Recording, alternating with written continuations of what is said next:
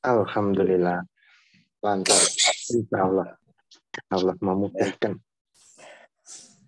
Bapak Ibu yang dirahmati Allah, mari kajian hari ini saya akan mulai, ya. Mulai dengan surat yang sebentar. Hari ini kok banyak. Ya udah. Banyak yang berhenti tadi ya, Pak Eko ya. Iya, Tat. Sudah banyak sekali. Ya, Artinya semuanya butuh itu, Tat. surat 3 ayat 32. Silakan, Pak. Coba teh. Surat 3. Al-Imran ayat 32. Bismillahirrahmanirrahim. Katakanlah Muhammad, taatilah Allah dan Rasul. Jika kamu berpaling, ketahuilah bahwa Allah tidak menyukai orang-orang kafir. Oke, di ayat ini secara tekstual, berarti orang kafir itu apa, Pak Eko? Tidak disukai Allah. Bukan, iya. Katakanlah Muhammad, taatilah Allah dan Rasul-Nya. Ya. Jika kamu berpaling, ketahuilah bahwa Allah tidak menyukai orang-orang kafir. Jadi di teks ini, orang kafir itu apa? Tidak mentaati. Nah, orang-orang yang tidak taat kepada Allah. Iya. Banyak orang yang terjebak. Oh, saya sudah banyak ibadah, saya sudah sholat, sudah sedekah, sudah melakukan kebaikan. Ternyata kalau kita renungkan, ya, kalau kita renungkan, iblis pun itu luar biasa. Sebelum dilaknat itu adalah gurunya malaikat. Ya, ibadahnya luar biasa, ketaatannya luar biasa. Tapi gara-gara kasus dia tidak taat kepada Allah, akhirnya selesai semua kan, Pak Eko, dibuka lagi Pak Eko. Akhirnya selesai semua kan kondisi kondisi iblis yang selama ini dia sebagai gurunya malaikat, ya. Tapi kenyataannya karena dia tidak taat kepada perintah Allah, jadi kata kuncinya ya, Pak Eko dibuka lagi. Karena dia tidak taat kepada Allah, maka yang terjadi dengan ibadah yang dia jalani bertahun-tahun pun, beratus-ratus tahun pun, akhirnya tidak bermanfaat kepada dirinya. Bisa diambil kesimpulan nggak Pak Eko di sini, Pak Eko? Ya, berarti artinya, hal yang paling utama, di dalam kita menjalani ibadah kepada Allah tuh ujung-ujungnya apa? Ya, taat ya, Tante. Hanya ketaatan kepada Allah. Hanya ketaatan kepada Allah. Ya, jadi harusnya sekarang Bapak Ibu, logikanya semakin lama Bapak Ibu, ya, semakin beribadah kepada Allah itu harusnya semakin mudah taat, semakin mudah menjalani apa yang Allah perintahkan dan apa yang Allah larangkan, atau namanya takwa lah. Coba sekarang silahkan buka surat 71 ya. Ayat 71 ayat 1 ya. Sampai selanjutnya. Silahkan Pak. Ini cerita masalah ketaatan ya. Jadi Bapak Ibu jangan terjebak dengan ibadah yang dilakukan. Ibadah tetap ibadah semaksimal mungkin, tapi goalnya adalah semakin lama Bapak Ibu ibadah, harusnya sikap Bapak Ibu semakin taat kepada Allah. Salah satunya adalah saat Allah memberikan ujian atau peringatan apapun, maka kalau Bapak Ibu ibadahnya semakin kuat, harusnya mudah menerima, mudah menjalani, mudah menerima ketetapan Allah, bersabar di dalam menjalani. Kan begitu ya? Yeah. Oke, sekarang saya kasih satu sampel di dalam Al-Quran. Surat 71 dari ayat 1 sampai selanjutnya. Silahkan. Sesungguhnya kami telah mengutus Nuh kepada kaumnya dengan perintah. Terus? Berilah kaummu peringatan sebelum datang kepadanya azab yang pedih. Baik, jadi Maha Suci Allah, kasih sayang Allah itu sebelum Allah mengazab suatu kaum atau manusia sedikit pun apapun itu, sebelumnya pasti Allah beri peringatan dulu. Ya, dikasih kesempatan dulu, mereka itu manusia itu untuk memilih apakah tetap taat kepada Allah atau tetap dengan mengikuti hawa nafsunya atau keinginannya. Kan begitu kan? Iya. Jadi tidak mungkin Allah itu semata-mata langsung menurunkan azab tanpa ada alasan yang jelas. Ya, terus lanjut ayat 2-nya. Dia Nuh berkata, Wahai kaumku, sesungguhnya aku ini seorang pemberi peringatan yang menjelaskan kepada kamu. Pemberi peringatan apa? Ayat 3-nya lanjut. Yaitu sembahlah Allah, bertakwalah kepadanya, dan taatlah kepadaku. Oke, ingat ya. Jadi semua nabi-nabi, rasul itu masuk ke dalam suatu hukum itu hanya disuruh taat kepada Allah. Hanya disuruh Allah. Nah, caranya adalah kita beribadah dengan benar. Kan begitu aja kan? Iya, iya. Sempurna ibadah, sekarang Al-Quran, hadis sudah ada semua, Bapak Ibu. Tetapi ingat, ibadah apapun yang dilakukan oleh Bapak Ibu, itu cuma satu sebenarnya goalnya, menguji ketaatan. Jadi logikanya artinya semakin Bapak Ibu ibadahnya meningkat, ketaatan Bapak Ibu terhadap Allah, terhadap menerima ketetapan Allah itu artinya semakin mudah, semakin cepat. Ya kan harusnya kan begitu, Pak. Iya, iya. Semakin baik. Apalagi di ridho Allah diajarkan misalnya supaya mudah taat, jangan melihat kejadiannya tapi lihat izin Allah. Terus gunakanlah iman di dalam menerima ketetapan. Kan itu udah sering dilakukan. Iya, iya.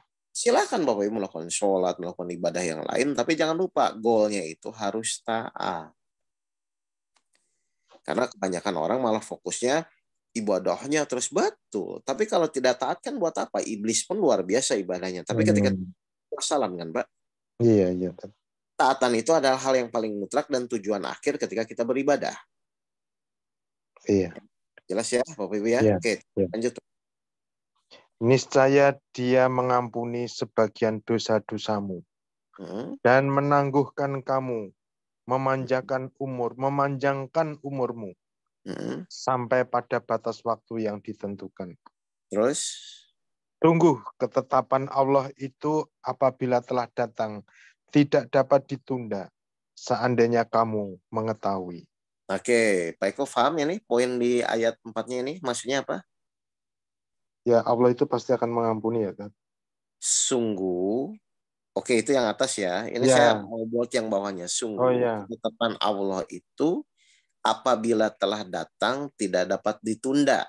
Bentuknya adalah misalnya ujian azab atau solusi rahmat. Kan begitu kan? Iya, iya. Jadi misalnya seperti kita dalam proses kehidupan lah. Ini saya balik lagi ya. Orang diberikan masalah itu adalah ketetapan Allah. Kita menghindar dari masalah pun tidak bisa. Kan begitu kan? Iya. Tapi Allah pun sudah menetapkan bahwa yang namanya jalan keluar, solusi hidup itu pasti akan ada. Pasti akan datang. Kan begitu kan, Pak? Iya.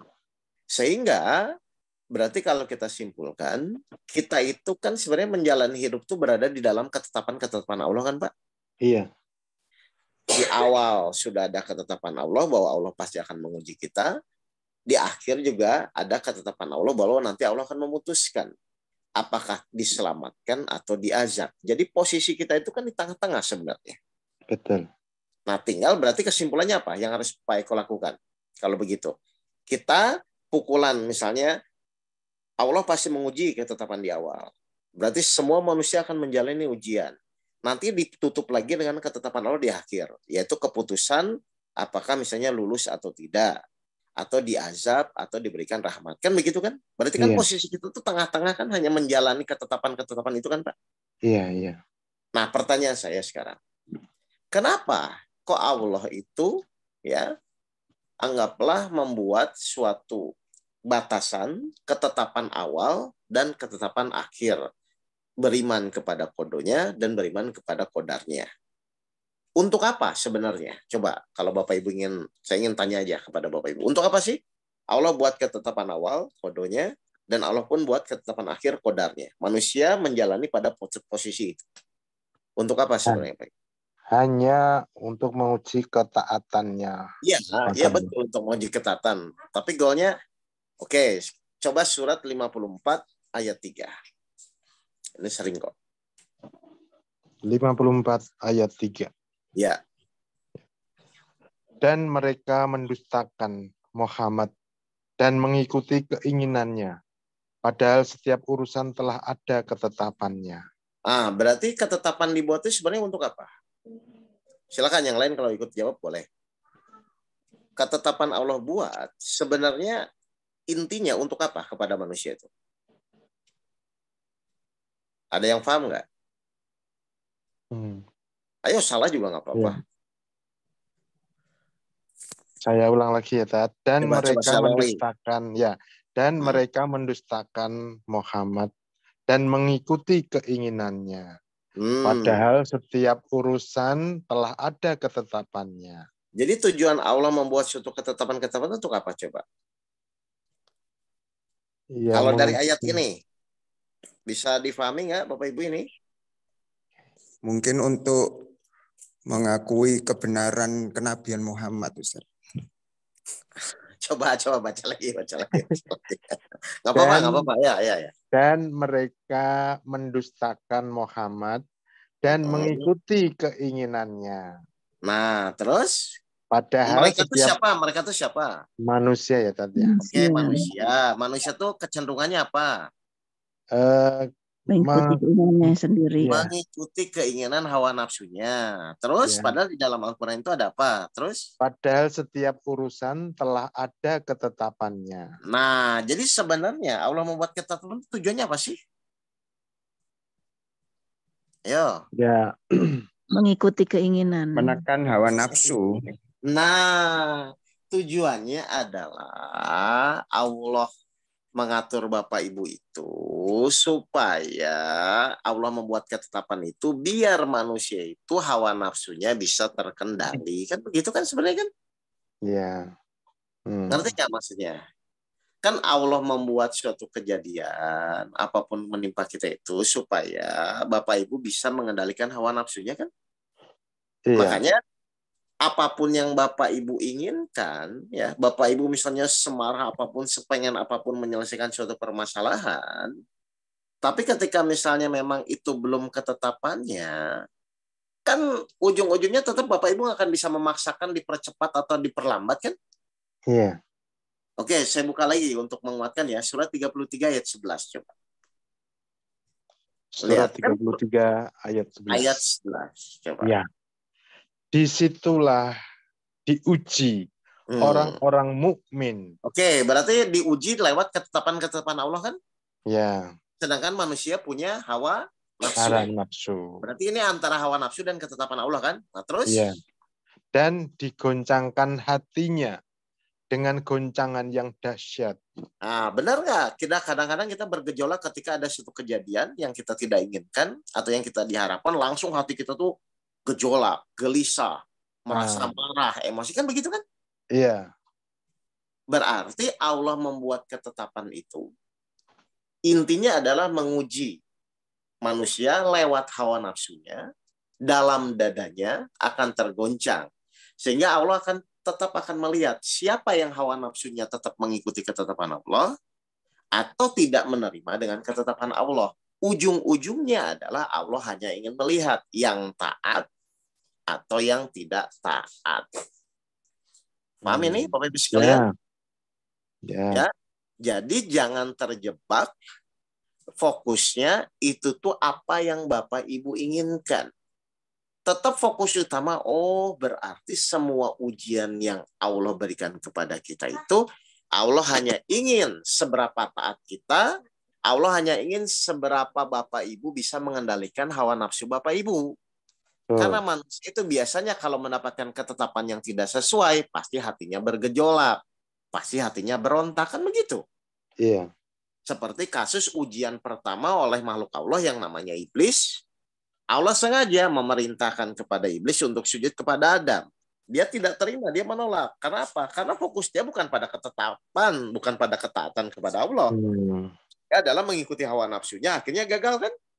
Iya. Sudah ibadah beratus-ratus tahun, berpuluh-puluh ribu tahun, akhirnya hilang dalam satu kasus cuman gara-gara dia tidak taat kepada Allah. Banyak manusia terpeleset, ibadahnya bagus, pokoknya dilakukan apapun, tapi gara-gara cuma satu kasus tidak taat kepada Allah, akhirnya hilang semua ibadahnya. Ini sayang, baik.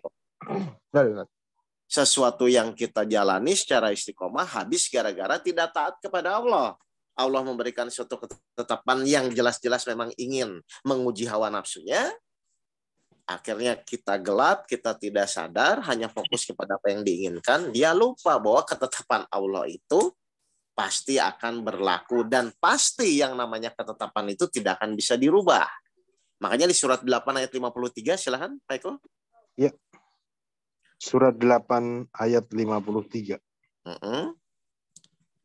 Yang demikian itu karena sesungguhnya Allah tidak akan mengubah sesuatu nikmat yang telah diberikannya kepada Berarti suatu Allah kaum. tidak akan merubah suatu nikmat atau ketetapan yang akan Allah tetapkan kepada para makhluknya. Terus? Hingga kaum itu mengubah apa yang ada pada diri mereka sendiri. Berarti kita disuruh merubah apa, Pak? Diri sendiri ya, Tat? Dirinya tuh apa dirinya? Ya, kita. Hingga, apa tadi coba? Ya, hingga kaum itu mengubah apa yang ada pada diri mereka sendiri. Apa yang dirubah dalam diri kita itu apa? Ya, keinginan, nafsu. Nafsu kita yang harus ditingkatkan. Kan begitu kan? Iya. Allah tidak akan merubah ketetapannya. Allah tidak akan merubah masalahnya. Tidak akan merubah jalan keluarnya. Sebelum kita bisa mengendalikan hawa nafsu, bahwa nafsu kita harus menyesuaikan dengan keinginan atau ketetapan Allah. Jadi setinggi apapun Bapak Ibu ibadah, kalau tidak taat tetap wassalam. Kan begitu kan? Kan ini yang menjadi problem. Makanya di surat 12 ayat 53, silakan baik. Ya. Surat 12 ayat 53. Dan aku tidak menyatakan diriku bebas dari kesalahan. Karena sesungguhnya nafsu itu selalu mendorong kepada kejahatan. Baik, terus? Kecuali nafsu yang dirahmati oleh Tuhanku. Jelaskan ujung-ujungnya.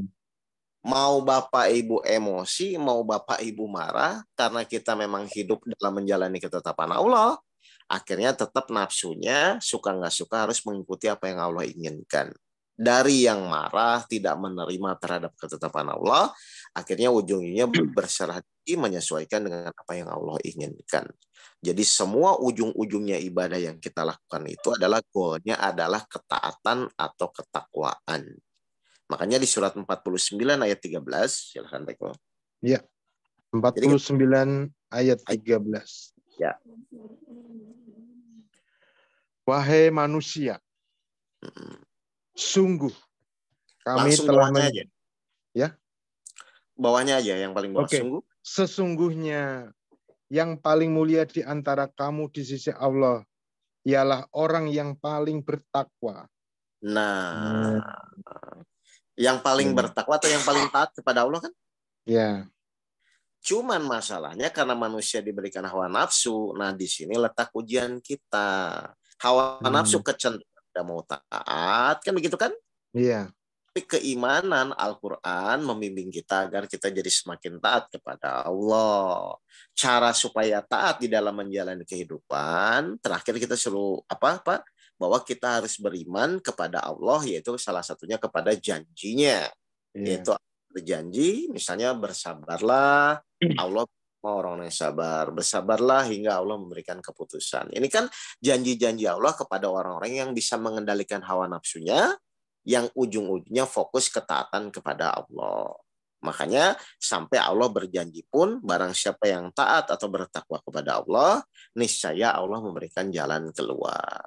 Jadi intinya, apapun yang kita lakukan, sebenarnya ujian atau ketetapan-ketetapan Allah yang Allah berikan, itu hanya menguji hawa nafsu kita. Semakin kita ngotot dengan keinginan kita, maka biasanya kalau sudah tegur berulang-ulang, Allah biarkan. Akhirnya kita tersesat, Allah tutup pintu mata hati telinganya, sudah Bapak Ibu akan berada dalam kesesatan, kegelapan, kegelisahan, dan penderitaan. 45 ayat 23. Silakan Pak. Ya. Surat 45 ayat 23. Maka pernahkah kamu melihat orang yang menjadikan hawa nafsunya sebagai Tuhannya? Nah, ini kan yang nggak mau mengikuti ketetapan Allah kan, Pak? Iya. Terus? Dan Allah membiarkannya sesat dengan sepengetahuannya. Terus? Dan Allah telah mengunci pendengaran dan hatinya, serta meletakkan tutup atas penglihatannya. Kan Kan repot ini Pak kalau udah begini Pak. Gara-gara dia tidak mau menerima, tidak mau ikhlas terhadap apa yang Allah tetapkan. Jadi goalnya itu Pak, kalau begitu, pada kondisi keadaan atau peningkatan hawa nafsu kita Pak? Peningkatan hawa nafsu ketaatan. Berarti ya, kalau derajat nafsu kita semakin tinggi, kita akan semakin mudah menjadi taat kan Pak? Iya, iya. Kalau sudah taat, ujung-ujungnya nanti diperjalankan oleh Allah. Kan begitu aja sebenarnya. Iya, iya. Kalau sudah diperjalankan oleh Allah, ya ujung-ujungnya keajaiban, mukjizat dan lain-lain lah seperti itu. Jelas Bapak Ibu sekalian ini? Iya. Iya, iya. Saya simpulkan dulu ya. Jadi apa Iya. kesimpulannya kajian hari ini adalah ternyata ibadah itu sebenarnya hasil akhirnya itu adalah taat atau tidak, secepat apa kita bisa menerima apa yang Allah katakan. Sehingga semakin Bapak Ibu cepat taat, semakin Bapak Ibu cepat menerima, insya Allah Bapak Ibu akan semakin dekat kepada Allah, ujung-ujungnya doa mudah dikabulkan dan diberikan jalan keluar di dalam hidupnya. Dan pasti Allah berikan kebahagiaan lah kepada orang-orang yang taat kepada ketetapan Allah. Ya. Jadi tolong jangan fokus kepada permasalahan, kepada apa yang diinginkan. Karena itu sifatnya hanya sebagai sarana untuk Allah menguji ketaatan kita. Kan begitu sebenarnya. Iya, iya. Ya, makanya misalnya supaya gampang, bahwa semua atas izin Allah. Kalau Allah saja pemiliknya sudah mengizinkan, kita yang bukan pemilik harusnya mudah menerima. Kan itu metodologi yang menurut saya paling gampang lah Bapak Ibu lakukan setiap hari ketika Bapak Ibu menjalani suatu kasus atau suatu ujian-ujian yang Bapak Ibu hadapi. Jadi ingat ya, goalnya itu bukan apa yang kita inginkan. Goalnya itu saat kita menjalani ujian itu taat atau tidak taat. Kalau taat pasti selamat. Kalau Bapak Ibu masih ngotot dengan keinginannya pasti menderita. Gitu. Dan dari dulu pun, dari zaman yang tadi cerita kaum Nuh pun kan sebenarnya hanya menyeleksi itu kan Pak. Iya.